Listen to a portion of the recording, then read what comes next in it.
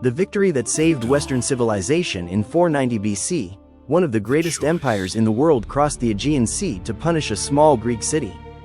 For great King Darius of the Persian Empire, Athens was merely a minor and rebellious city on the edge of his dominion. But for the Athenians, the approaching Persian army was not just a foreign enemy. This army threatened their city, their families, their independence, and the political order they had only recently established. The two sides that would face each other on the plain of Marathon differed not only in military strength, but also in their understanding of how the world should be governed. On one side stood the vast Persian Empire, which ruled dozens of peoples, languages, and lands. On the other stood the young democracy of Athens, which was not ruled by a single king but sought to act according to the decisions of its citizens.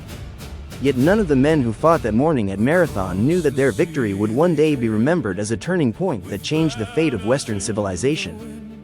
They were simply trying to stop an enemy who was about to reach their homes. At that time, the Persian Empire was the most powerful state in the known world. Its territories stretched from Central Asia to Egypt, from Mesopotamia to the shores of Anatolia.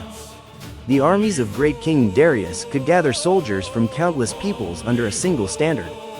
Persian wealth, military power, and administrative order were of a scale that no other state of the age could match. The Greek world, by contrast, was fragmented. Greece was not a single state. Athens, Sparta, Corinth, Thebes, Argos, and many other cities each had their own laws, armies, and interests. These cities spoke the same language, worshipped the same gods, and shared common cultural traditions. Yet they frequently fought one another.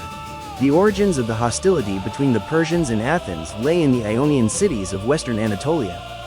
These cities were culturally Greek but under Persian rule.